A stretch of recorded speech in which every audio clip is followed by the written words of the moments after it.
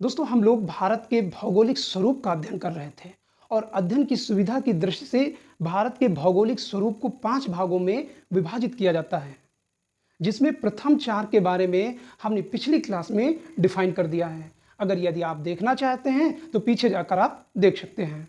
और यहाँ पर आज हम 5वें पार्ट के बारे में बात करेंगे, द्वीपीय क्षेत्र। अर्थात भारत के वो क्षेत्र जो समुद्र में स्थित हैं, वो क्या है? द्वीपीय क्षेत्र है।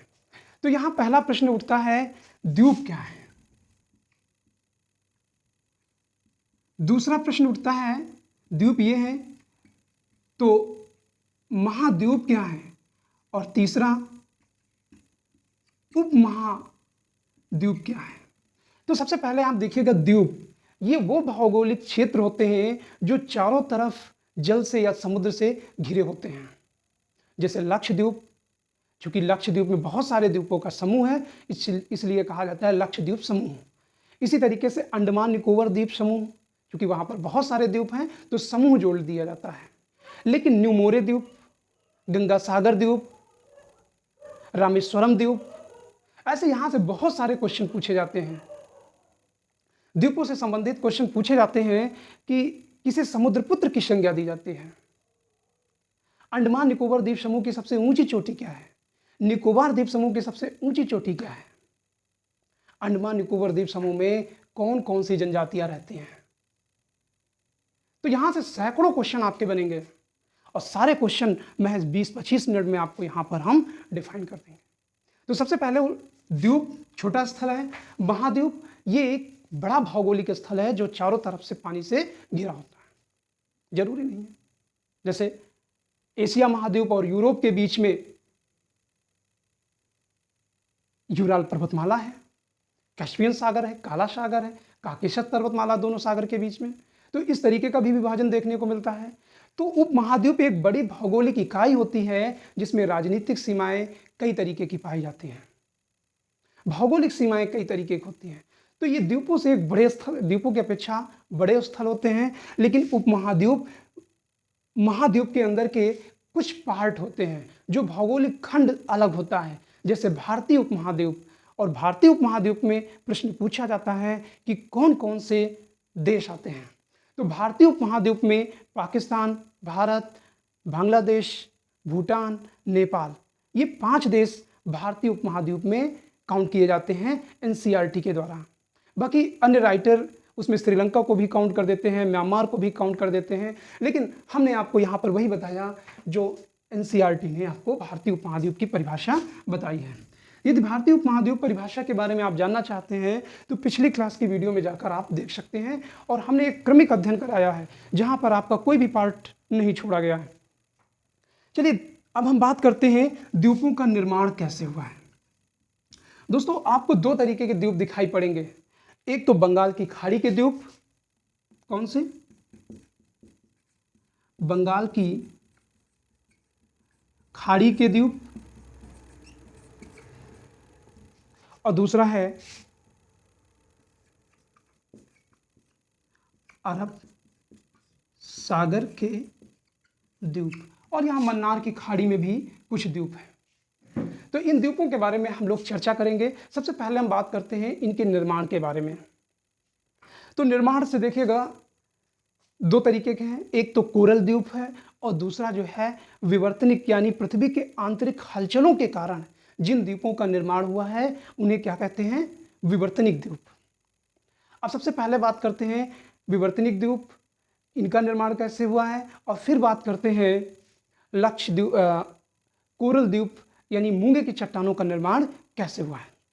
तो इससे पहले हम देखते हैं भारत में लगभग 247 द्वीप जो है हैं। कितने? 247 द्वीप, जिनमें से 204 द्वीप कहां पर हैं? बंगाल की खाड़ी में। और शेष द्वीप यानी 43 द्वीप अरब सागर में। कितने हैं? अरब सागर में। तो जो बंगाल की खाड़ी में स्थित है, इन द्वीपों का निर्माण पृथ्वी की आंतरिक हलचलों के कारण यानी विवर्तनिक हलचलों के कारण हुआ है, यानी प्लेटों का टूट जाने के कारण हुआ है। अगर आप अंडमान निकोबार द्वीप समूह को देखेंगे तो यहाँ पर एक ऐसी सीरीज दिखाई पड़ती है जैसे ये आपस में कभी जुड़े थे, जबकि अरब सागर के द्वीप कोरल द्वीप है, यानी मूंगे की चट्टानों से इनका निर्माण हुआ है। तो सबसे पहले हम लोग बात करते हैं अरब सागर के द्वीपों की बात कर लेते हैं, क्योंकि अरब सागर के द्वीपों को समझाते समझाते हमारा वीडियो इतना लंबा हो जाएगा कि वो डाउनलोड होने में थोड़ी सी संभावना परेशानी आ सकती है, इसलिए हम पहले अरब सागर के द्वीप देखते हैं। अरब सागर के द्वीप, फिर नीचे मन्नार की खाड़ी के द्वीप के बारे में बात करेंगे। तो दोस्तों, अगर हम अरब सागर के द्वीपों की बात करें तो अरब सागर के द्वीप जो है कोरल अर्थात मूंगे की चट्टानों से निर्माण हुआ है। अब यहाँ समझेंगे मूंगे की चट्टानें कैसे बनती हैं। तो सबसे पहले आप इस क्षेत्र में देखें,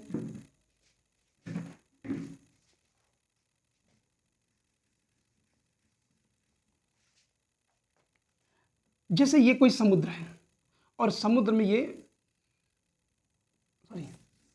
पृथ्वी है और पृथ्वी का ये ऊपरी धरातल है और ये भाग जो है समुद्र है।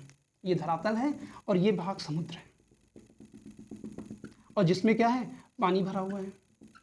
दोस्तों समुद्र के अंदर आप देखेंगे बहुत सारे जीवों का एक समूह होता है, और कुछ जीवों के ऊपर कैल्शियम कार्बोनेट की एक ऊपर से कवच पाई जाती है, यानी उनकी सुरक्षा कवच कह सकते हैं, वाल कह सकते हैं। और हर जीव की अपनी एक लिमिटेशन है कि ये जीव लगभग इतने वर्ष तक जिएगा, यानी एक ना एक दिन उन जीवों का अंत होना ही होना है। जब ये जीव मर जाते हैं तो ये समुद्र के तले में क्या है, बैठ जाते हैं, और ऐसे तरीके से बहुत सारे जीव समुद्र में मरते जाते हैं। तो ये धीरे धीरे बैठ जाते हैं और इकट्ठा होने लगते हैं, और धीरे धीरे ये क्या है, बढ़ना शुरू कर देते हैं। क्या कर देते हैं, बढ़ना। हजारों लाखों करोड़ों वर्ष ये बढ़ते बढ़ते पानी के ऊपरी सतह पर आ जाते हैं। क्या है, ऊपरी सतह पे आ जाते हैं, और जब ऊपरी सतह पे आ जाते हैं तो इसमें मिट्टी, धूल, धक्कड़ क्या है, जमना शुरू हो जाते हैं। जैसे आप एक कमरे में बंद कर दीजिएगा, एक हफ्ते आप उस कमरे को ना खोलें और फिर आप आएँ और बेंच पे हाथ रगड़ें और देखेंगे कि आपकी उंगली में एक मोटी लेयर मिट्टी की चिपक जाती है। अगर यही धूल के कण हवा में जो विराजमान है वो लाखों करोड़ों वर्ष तक पड़े रहेंगे तो ऐसी चट्टानों में क्या है, ये जमते चले जाएंगे, यानी इस पे मिट्टी का जमाव होता चला जाएगा। जब इसमें मिट्टी का जमाव होता चला जाएगा तो बहुत सारे जीव जंतु इन कोरल चट्टानों के बीच शिकार करने के लिए आएंगे। तो शिकार करने आएंगे, खुद शिकार भी हो सकते हैं, क्योंकि शिकारी शिकार करने गया, खुद शिकार हो गया, ऐसा होता भी है। और समुद्र के अंदर तो एक जीव दूसरे को जीव को खाने में लगा रहता है। तो एक तरीके से बायोडाइवर्सिटी यहाँ पर बहुत बड़ी मात्रा में पाई जाती है। तो इन चट्टानों में धीरे धीरे मिट्टी, धूल, धक्कड़ जम के एक मजबूत कठोर मिट्टी के रूप में उभार निकल आएगा। फिर समुद्र के बहुत सारे जीव यहाँ पर क्या है, समुद्र में पानी में रहते रहते उब जाते होंगे, तो वही बाहर किनारे आके या उसी चट्टान में जाके बैठ जाएंगे। और इनका शिकार करने के लिए कुछ ऐसे पक्षी दूर से उड़ते हुए यहाँ पर लैंड करेंगे। और जब यहाँ पे लैंड करेंगे तो कुछ ऐसे भी पक्षी होते हैं जो फलों को खा जाते हैं, और जब वो फलों को खाते हैं तो उनके बीज को पचा नहीं पाते हैं, और जब उन बीजों को पचा नहीं पाते हैं तो जाके मल द्वारा यहाँ पे छोड़ देते हैं। और जब यहाँ पर छोड़ देंगे तो जाहिर सी बात है, बीज जैसे ही उसका अनुकूल समय आएगा, बरसात का पानी मिल जाएगा, बीज फूलेगा, प्रस्फुटन होगा और वो एक पेड़ के रूप में उगाएगा। जरूरी नहीं है कि ये पहली बार में एक बड़ा वृक्ष बना दे, वृक्ष के रूप में बन जाए। प्रारंभ में छोटी मोटी झाड़ी के रूप में बनेगा, झाड़ी झंकार। बहुत सारे पक्षी जाएंगे तो वो मल भी त्यागेंगे, तो जो वो मल होगा, बिट होगा, तो वो एक तरीके से उर्वरकता का काम करेगा। जैसे आप लोग पहले घरों की छतों पर एंटीना रहता था, तो उस पर आप एंटीने में देखते थे कि उसके नीचे बहुत सारे पक्षियों का मल पड़ा रहता था। ठीक वही स्थिति यहाँ पर हो जाएगी, और एक समय आएगा कि ये उपजाऊ भूमि के रूप में कन्वर्ट हो जाएगा। लेकिन ये बनने में लाखों करोड़ों वर्ष लग जाते हैं। इतनी आसानी नहीं होती है कि आपके सामने ही ये चट्टान बने और आपके सामने ही यहाँ पर वनस्पतियाँ उगने लगें, यानी एक लंबा दौर लग जाता है। एग्जाम्पल के लिए एक प्रश्न पूछा जाता है जो कि मॉरिशस से संबंधित है। मॉरिशस में एक पेड़ पाया जाता है था जिसे हम डोडो ट्री कहते हैं। अब डोडो ट्री कब उगता था? जब डोडो ट्री के बीज गिरते हैं और डोडो पे एक पक्षी होता था, पक्षी जब उन बीजों को खाता था, यानी उन बीजों को अपने शरीर के एक हीट टेम्परेचर यानी टेम्परेचर से गुजारता था, और जब मल द्वारा बीज बाहर आता था तभी वो उगता था, अन्यथा वो बीज उगने के अनुकूल नहीं होता था। परिणाम क्या हुआ? बहुत सारे पुर्तगाली मॉरिशस पहुंचे और उन लोगों ने क्या किया, डोडो पक्षियों को मार के खा गए, और जब पक्षी खत्म तो नहीं वनस्पतियां उग ही नहीं पाई। परिणाम था डोडो ट्री सदैव के लिए मॉरिशस से समाप्त हो गए। तो इस तरीके से हम लोग देखते हैं कि किसी क्षेत्र में वनस्पति का प्रसार कैसे होता है, किस तरीके से होता है, क्या कारण होता है। तो ये प्रकृति का एक लंबा समय लगता है, अचानक नहीं होता है। दोस्तों हाँ, आप ये पूछना चाह रहे हैं कि डोडो, दरअसल में डोडो एक पक्षी होता है, उसके पैर बड़े लचीले होते हैं, वो चलता जाता है ऐसे ऐसे और थोड़ा सा गड्ढा पड़ता तो पलट जाते हैं। डोडो पक्षी के बारे में ये कहा जाता है कि ये इतने आलसी पक्षी हैं कि इनके सामने ही चूहे इनके अंडों को खा जाते थे और उसे भी नहीं भगा पाते थे, और पुर्तगालियों ने तो डोडो पक्षी को ही खा लिया, तो डोडो ट्री सदैव के लिए खत्म हो गई मॉरिशस से। तो इस तरीके से कोरल चट्टानों का निर्माण होता है, फिर वहाँ पर वनस्पतियाँ होती हैं। तो अरब सागर के ज़्यादातर द्वीप जो है किससे हैं? कोरल चट्टानों के। कोरल चट्टानों का मतलब है मूंगे की चट्टान,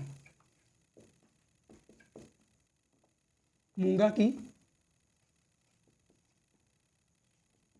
चट्टान, यानी ये वही चट्टान है जो नीचे धरातल पर कछुओं की ऊपर की खोपड़ी टाइप में होती है, कवच टाइप में होता है, घोंघा हो गया, सीप हो गया। ऐसे समुद्र में बहुत सारे जीव हैं जो मर जाते, इकट्ठे हो जाते हैं और वो धीरे धीरे बढ़ना शुरू हो जाता है। तो ये था अरब सागर के द्वीपों का निर्माण। अब हम लोग बात करते हैं कि अरब सागर में कौन कौन से द्वीप हैं। तो इस क्षेत्र में हम लोग देखेंगे द्वीप कौन से हैं, क्योंकि आज हमारा टॉपिक है अरब सागर के द्वीप।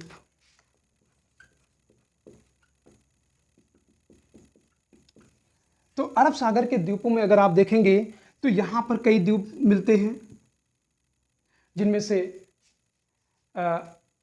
वैदा है, नीरा है, पिवर्तन है। वैदा, नीरा और पिवर्तन। पूछा जाता है कि पिवर्तन द्वीप कहाँ पर है, वैदा द्वीप कहाँ पर है, नीरा द्वीप कहाँ पे है। तो ये दोस्तों कच्छ की खाड़ी में स्थित है। कहाँ पर है? कच्छ की खाड़ी में। और आपको पता है कि एक द्वीप यहाँ पर है, ध्यान दीजिएगा, इसका नाम है द्वीप, ये वाह है, पा नहीं है। तो एक यहाँ पर द्वीप है जिसका नाम ही द्वीप है, कुछ यहाँ पर द्वीप हैं। और आपको पता है कि यहाँ पर एक नदी है जिसका नाम है नर्मदा। प्रश्न पूछा जाता है नर्मदा नदी के मुहाने पर कौन सा द्वीप है? तो नर्मदा नदी के मुहाने पे खादिया द्वीप है। ये ऐसे करके है, खादिया द्वीप। इसी तरीके से नर्मदा नदी के दक्षिण में एक और नदी है जिसका नाम है ताप्ती, और ताप्ती के मुहाने पर भी एक द्वीप है। तो इस द्वीप का नाम है आलिया बेट। क्या नाम है? आलिया बेट। इसका नाम क्या है? खादिया बेट। तो पूछा जाता है नर्मदा नदी के, ये ताप्ती नदी हो गई, नर्मदा नदी के मुहाने पर कौन सा बेट है? तो खादिया। आलिया के बीच में कौन, ताप्ती नदी के मुहाने पर कौन सा द्वीप है? तो आलिया बेट है। उसके बाद कुछ द्वीप मुंबई के तट पर हैं, अर्थात मुंबई के आसपास हैं। तो दोस्तों मुंबई खुद एक द्वीप पर बसा हुआ है जिसका नाम है सल्सेट द्वीप। तो यहाँ पर मुंबई बना देते हैं, मुंबई ऐसे करके बसा हुआ है और इस द्वीप का नाम है सल्सेट द्वीप। प्रश्न पूछा जाता है मुंबई किस द्वीप पर बसा हुआ है, तो मुंबई सल्सेट द्वीप पर बसा हुआ है। तो यहाँ पे मुंबई के पास कई द्वीप हैं। एलिफेंटा द्वीप है, कौन सा? एलिफेंटा द्वीप। एक और द्वीप है करजा द्वीप। एक और द्वीप है पिजन कॉक द्वीप, क्रास द्वीप है।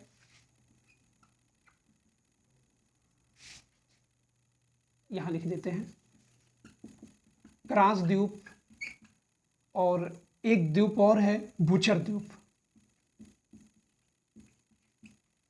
तो मुंबई के पास कौन कौन से हैं? सल्सेट द्वीप, एलिफेंटा द्वीप, करजा, क्रास, बूचर। ये सारे के सारे जो हैं ये दोनों मुंबई के पास हैं और ये दोनों मुंबई के पास हैं। उसके बाद एक द्वीप है गोवा के पास, मुंबई के नीचे ये गोवा पड़ेगा यहाँ पर, और गोवा के पास अंजी द्वीप पड़ेगा। कौन सा? अंजी द्वीप। और गोवा से मिला हुआ कर्नाटक है ऐसे करके। तो कर्नाटक के तट पर भी कई द्वीप आपको दिखने को मिलेंगे, जिनमें से भटकल द्वीप, पिजन कॉक द्वीप और सेंट मारी द्वीप। तो यहां पर आपको 3 द्वीप मिलेंगे जो कि हम इधर लिखे दे रहे हैं। भटकल द्वीप, दूसरा है पिजन कॉक द्वीप, और एक और है सेंट मारी द्वीप। कौन सा द्वीप है? सेंट मारी द्वीप। सेंट मारी द्वीप। तो ये तीनों कहां पर हैं? ये तीनों कर्नाटक पे हैं, के तट पर हैं। तो ध्यान दीजिएगा, ये कर्नाटक अरब सागर वाला है, अरब सागर। नहीं तो आप पूर्वी घाट में भी एक कर्नाटक प्लेस पड़ता है, वो हम इतिहास में बताएंगे। तो ये कर्नाटक कहाँ पे है? भटकल द्वीप, पिजन कॉक द्वीप, सेंट मारी द्वीप, ये अरब सागर में पड़ते हैं। फिर एक द्वीप कोच्चि के पास है और इस द्वीप का नाम है वायपिन द्वीप। क्या नाम है? वायपिन द्वीप। वायपिन द्वीप। और कहाँ पर है? ये केरल के पास है। तो प्रश्न पूछा जाता है वायपिन द्वीप कहाँ है? केरल के पास। भटकल द्वीप कहाँ है? कर्नाटक तट पे।